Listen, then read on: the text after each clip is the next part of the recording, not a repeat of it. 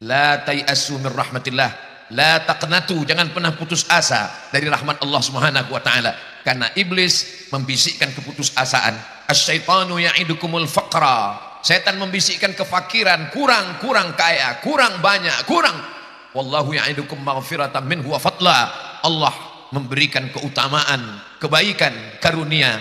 Itulah yang membuat kita tetap bersemangat pagi ini. Kenapa?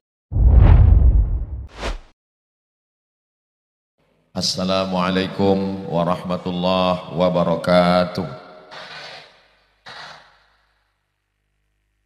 Kaifa halukum jami'an? Alhamdulillah, wassalatu wassalamu ala rasulillah Sayyidina wa maulana Muhammad ibni Abdillah wa ala alihi wa sahbihi wa man tabi'ahu wa mawala. Allahumma faqihna fid din wa 'allimna at-ta'wil warzuqna fahmal mursalin waftah lana futuhal arifin.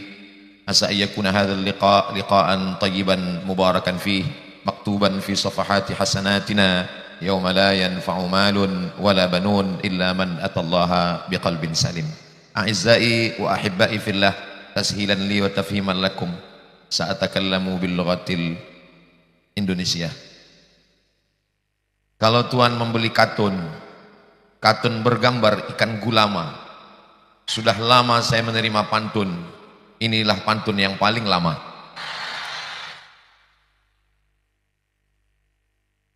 Kalau Tuhan membeli katun dibeli bergambar paun, saking lamanya ini pantun sampai tertunda 1 tahun. Ini aku, kata Allah, menunjukkan makna taukid. Dalam bahasa kita hampir tidak ada taukid. Biasanya taukidnya hanya pengulangan saja. Besok kamu pergi, saya pergi. Besok kamu pergi, iya pergi, betul-betul pergi. Tapi kalau dalam bahasa Arab, kadang Allah mengulang taukid sampai 5 kali. Inna nahnu nazzalna wa inna lahafizun. Inna nahnu nazzalna dzikra wa inna lahu lahafizun. La in syakartum la azidannakum. Ada lam taukid, ada nun taukid. Maka Allah ingin menjelaskan dirinya, dia katakan inni khaliqun.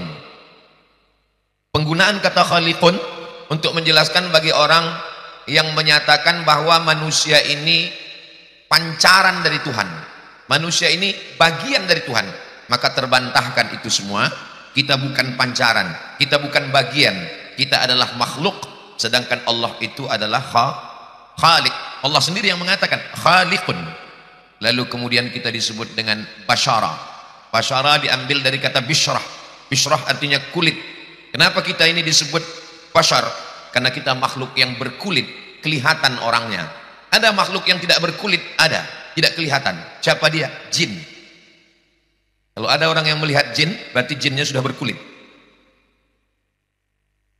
Dari kata jannah, jannal lailu, malam menutup. Maka semua yang tertutup disebut dengan jin. Anak, mohon maaf, yang tertutup di dalam 3 tutupan. Yang pertama tutupan rahim, yang kedua tutupan plasenta, yang ketiga tutupan kulit perut, maka disebut dengan janin. Diambil dari kata jannah, janin. Makhluk yang tertutup, tidak terlihat oleh mata, disebut dengan jin, dari kata jannah. Matahari cahayanya tertutup, tidak sampai ke bumi, karena ranting-ranting kayunya dengan daun-daunnya saling menutupi sehingga di bawahnya sejuk, tidak sampai cahaya matahari ke bawah, disebut dengan jannah, dari kata jannah. Lalu kemudian orang yang tertutup akalnya karena minum khamar, tertutup, tidak lagi bisa membedakan mana kawan, mana lawan, mana hitam, mana putih, mana lurus, mana bengkok, orang itu disebut dengan majnun. Tertutup akal pikirannya. Semuanya berasal dari kata jannah. Maka ada seorang lelaki bernama Qais. Qais jatuh cinta dengan Laila sampai akalnya tertutup, maka disebut dengan Laila Majnun. Kenapa bukan Laila Majnunah? Karena yang gila bukan Laila tapi Qais. Akhirnya Qais sembuh setelah dibawa oleh ayahnya berdoa di samping pintu Ka'bah. Disebutkan oleh Syekh Muhammad Mutawalli Asy-Sya'rawi dalam kitab Mudzakirat Asy-Sya'rawi, di antara mustajab doa di samping Ka'bah adalah sembuhnya Qais. Setelah Qais sembuh, dia ditanya, alaila turidu amid dunya wa ma fi tawayaha. Kalau engkau disuruh pilih wahai Qais, kau memilih dunia seisinya atau memilih Laila? Qais menjawab, la ghubaru ni'aliha ahabbu ilayya wa ashfa li balwaha. Debu yang menempel di sendal Laila lebih kucinta daripada dunia dan seisinya. Begitulah kalau orang jatuh cinta lalu dia menikah, maka akan lahir anak-anak. Tapi kalau dia tidak jadi menikah, akan lahir syair-syair yang indah. Kita bukan jin dan bukan majnun, tapi insya Allah kita akan penghuni jannah. Basyaran, dari mana kita diciptakan? Min tin. Tin adalah makhluk yang paling rendah, diinjak telapak kaki, warnanya hitam, baunya busuk. Tin, tanah. Kita ini semua diciptakan dari tanah. Jadi semua manusia ini dari tanah, Ustaz. Ya, sifat tanah adalah rendah, tawaduk. Sifat tanah adalah di bawah, tidak meninggikan diri. Tapi ada juga manusia yang selalu sombong, itu mungkin tanah sengketa. Ada juga yang selalu menimpakan masalahnya kepada orang lain, tanah timbun. Ada juga yang susah bayar utang, tanah liat. Kita ingin, lalu kemudian nafakhtu fihi mir ruhi, lalu aku tiupkan ruhku ke dalam tanah itu. Ketika Allah meniupkan ruh, maka ketika ditiupkan raha ya ruhu, karena memang nafas itu bertiup, dan nafas itu cuma 2 kali, sekali ditarik, sekali dihembus. Sekali kita tarik ke dalam, sekali kita hembus keluar, sampai masanya dia berhembus dan tidak bisa lagi ditarik ke dalam. Itulah disebut dengan kematian. Nafakhtu fihi mir ruhi, aku tiupkan mir ruhi, dari ruhku.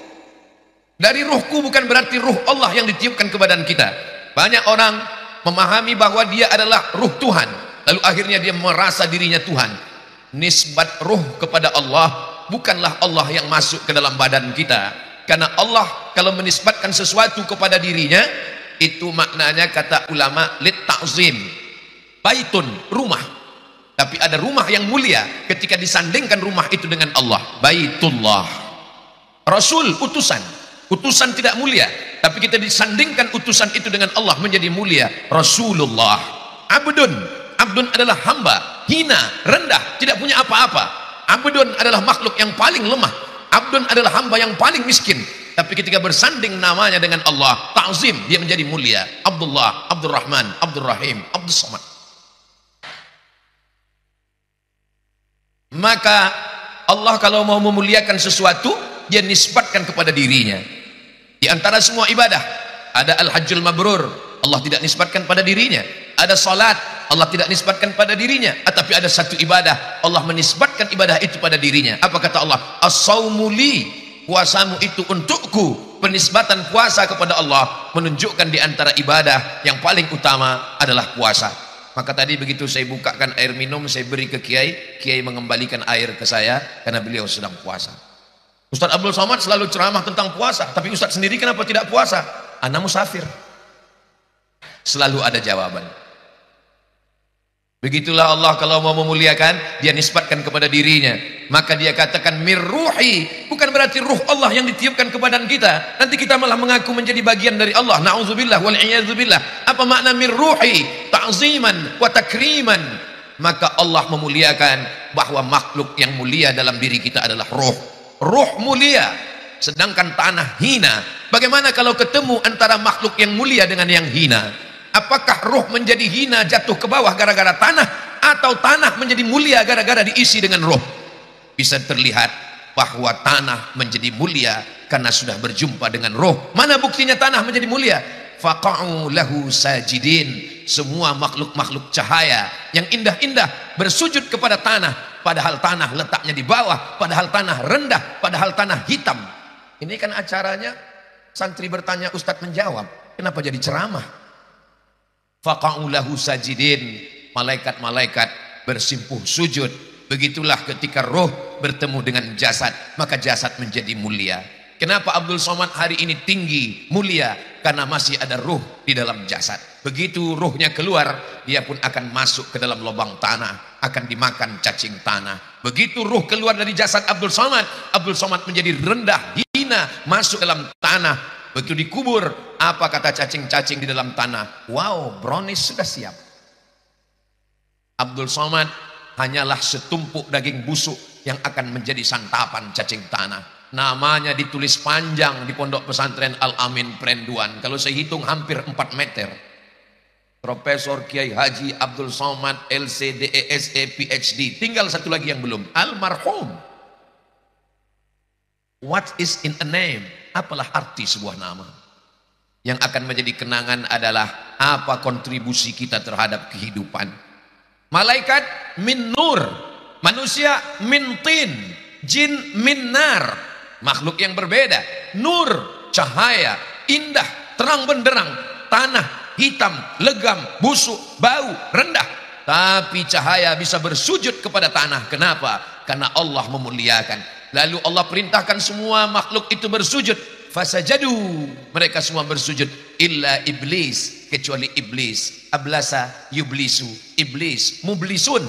Iblis, bukan nama dia. Nama dia kata Abdullah ibnu Abbas adalah Azazil. Azazil makhluk yang diciptakan Allah min nar. Dia sendiri mengaku. Apa kata dia? Ketika Allah bertanya, "Ma mana'aka alla tasjuda li Adam id amartuk?" Kenapa kamu tidak mau sujud kepada Adam ketika aku perintahkan untuk bersujud? Apa kata iblis? "Khalaqtani min nar." Aku kau ciptakan dari api. Wa khalaqtahu min tin. Dia kau ciptakan dari tanah. Ana khairum minhu. I'm better than him. Saya lebih mulia dari dia. Ngapain saya sujud kepada dia? Begitulah iblis. Lalu kemudian Allah mengusir dia. Malaka anta takabbara fiha. Engkau tidak layak untuk merasa dirimu besar di dalam surga. Ukhruj, keluar. Innaka minas saghirin. Engkau kecil, tidak ada apa-apanya. Dia bukan malaikat. Dia mengaku bahwa dirinya minar. Dia bukan dari nur. Dia dari api. Tapi kenapa dia bisa bersama dengan para malaikat? Dalam surat Al-Kahfi, Allah sendiri mengatakan bahwa dia bukan malaikat. Kana minal jinni. Dia berasal dari kalangan jin. Fafasaqa an amri rabbih. Tapi dia melawan perintah Allah. 2 ayat mengatakan dia bukan malaikat. Lalu kenapa dia bisa berada di barisan malaikat? Karena ibadah Azazil yang luar biasa. Beribadah naik langit 1. Beribadah naik langit 2. Beribadah naik langit 3. Beribadah naik langit 4. Azazil ini kalau dunia PNS masuknya dari karir paling bawah golongan 2A.